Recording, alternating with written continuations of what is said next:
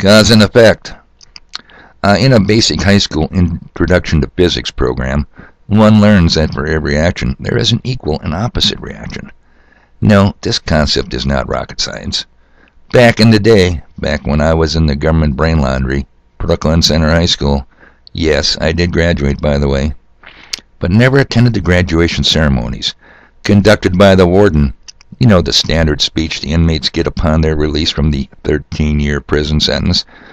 For the bottom feeders that just might have stumbled on this podcast, grades K through 12 does equal 13 years of government indoctrination.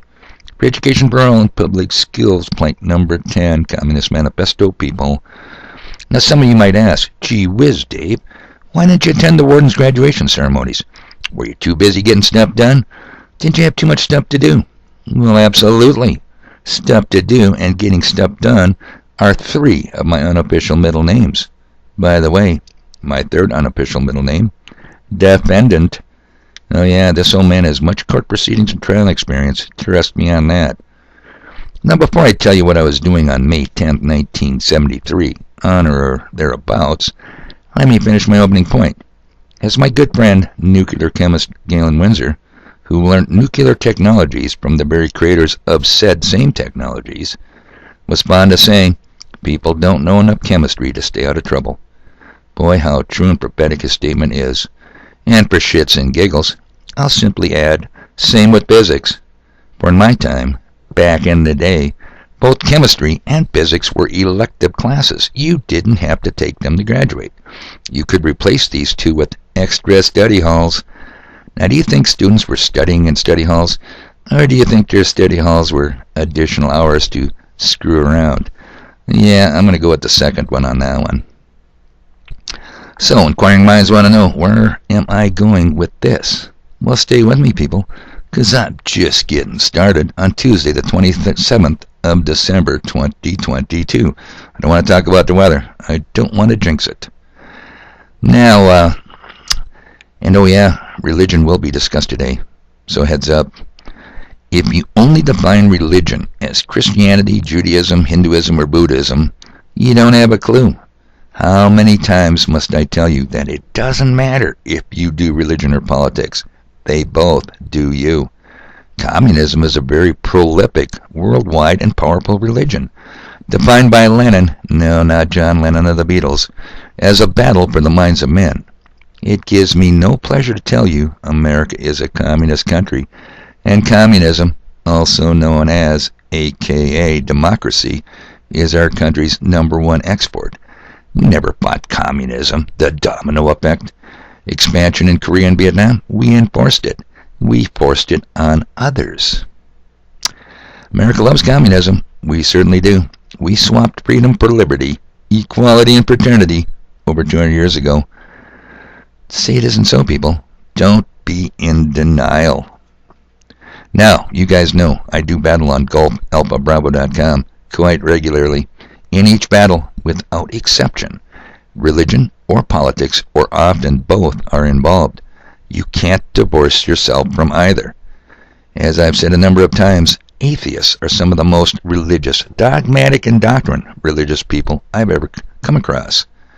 It turns out the globetards, you know, the people who believe we live on a spinning wet ball rocket, go in 4 different directions at 4 different speeds, and the pagans, you know, the Christianity's white genocide people, have formed an alliance against your humble messenger, who claims the scriptures are not only an incredibly accurate historic record, but an accurate science book as well. I don't believe this, people. I know this, people.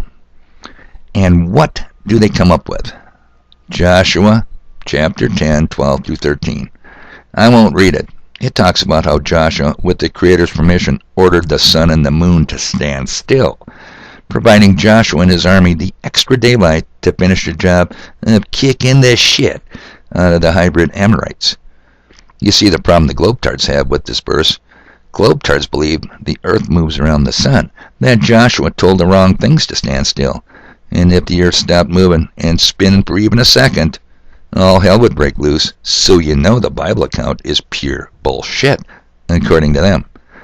Their imaginary gravity force, yes, I said imaginary, would quit doing its magic, and all our asses would go flying off into outer space, and that is not a good thing, according to the Globetards. But isn't it amazing that Globetards believe there is a solid iron ball, the Earth's core, 12,000 miles below the surface, yet the deepest hole ever drilled on the surface is only 7.5 miles deep? A record held by the goddamn Russians. No wonder we're fighting them in the Ukraine. They get all the good records. So, and that's they know it's down there at the end of 12,000 miles, but they can't get past 7.5 miles. I wonder how these guys know this stuff. So, how can a Bible believer that believes in the globe Earth explain Joshua chapter 10? Short answer, they can't. And the state church 501c3ers don't even try. Now I, on the other hand, have no problem supporting Joshua's position. The Bible is a flat earth book with a dome over it that even nukes can't penetrate. Did you guys ever do the research Operation Fishbowl? Probably not. Also, these allies that are aligned against little old me have dug up Luke chapter 21 to use against me. Luke 21 is a parallel chapter to Matthew 24. Remember how I'm fond of saying you don't need the spurious book of Revelation to know what is going on and what soon shall happen? Now don't switch off here, people. There is an important message contained in these few verses I'm about to read. And I'm going to tell you one more time, it isn't going to kill you. It's not going to be painful. So we go to Luke chapter 21, start at verse 25. Let me clear my throat here a second.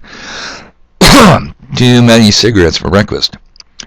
Verse 25, there will be signs in the sun and the moon and the stars, and on the earth distress of nations with perplexity, the sea and the waves roaring, men fainting from fear and expectation of what is coming on the inhabited earth, for the powers of heaven will be shaken. Then they will see the Son of Man coming in a cloud with power and great glory. Yeah, quite a lot said there, but what was said? Well, you have to understand, first of all, we have to read everything in context. So we start with Luke 21, verse 1, and we understand, we're talking about the end of the age, the end times, the second coming, parallel to Matthew 24. So you don't need the book of Revelation. But here's the problem. The sea and the waves roaring, you know what I get? Come on, Navy Davy. You're on the ocean and you're worried about a sea storm? You worried about the waves roaring? Yeah, well, I have to agree with them. We were leaving the South China Sea in December of 74, heading for the land down under, 7 days of 1 hour in beautiful Australia, where people not only stand upside down at the bottom of the globe, they have to drive upside down. Amazing. I wanted to see it firsthand. But no, a typhoon had to get in the way, and we got diverted to Long Dong, Hong Kong, don't you know? Okay, so they got a real problem with the sea and the waves. So the second thing you do, once you take everything in context, is you look at this. The sea and the waves roaring. Is that a proper English translation of the Greek? And guess what, people? Yes, it is. So do not believe for a second Jesus Christ is telling his disciples, you'll be able to see sea storms and you'll know I'm coming back soon. No, because the sea and the waves roaring is symbolic. And the Bible defines its own symbols. And all throughout the Bibles, from Psalms on down, when King David was faced with when he was outnumbered by hordes of the unwashed, the uncircumcised Philistines, the hybrid armies that were going to overflow his banks like a river, we're talking about people. We are talking about people and nations here, not the sea and the waves. No, it's representative of peoples and nations. I don't want to beat this point, but what do we see today, people? Don't we see the nations of the earth aligned against God bless the USA? I think we do. And did we not just announce, oh yes, we are sending the Patriot missile batteries to the Ukraine to fight those goddamn Russians who need fighting for having all them cool records, like the deepest hole? I don't like them having that record. Yeah. So, I'm telling you, pay attention to Scripture, people. Everything you need to know. It's coming, and men will be fainting from fear and expectation of what is coming on the inhabited earth. Okay, enough of that point. News for our time. Oh, and by the way, before I forget, What was I doing on or about May 10th, 1973? Instead of attending the warden's graduation ceremonies, I was heading to the APES facility. APES, people, it's an acronym, Armed Forces Examination and Entrance Station facility at the old St. Paul Federal Building. In my hands was the paperwork filled out by U.S. Army recruiter Sergeant Hal Walker. The Army, and only the Army, offered a high school to flight school program, WOFS, WOFTS, Warrant Officer Flight Training School. I was going to become a helicopter pilot. The last thing on my mind, being raised in Minnesota, land of 10,000 lakes they claim, was to join the goddamn Navy. I had enough of water, people. By May of 1973, the Army had already shot down, that is, 4,000 helicopters. Getting into that flight school should have been easy peasy lemon squeezy. So, I not only made E2 twice, I went through APES twice. Now, how did I join the Army and end up in the Navy? As Paul Harvey would say, that would be the rest of the story. Perhaps another time, but not here, not now. You know why? I got stuff to do.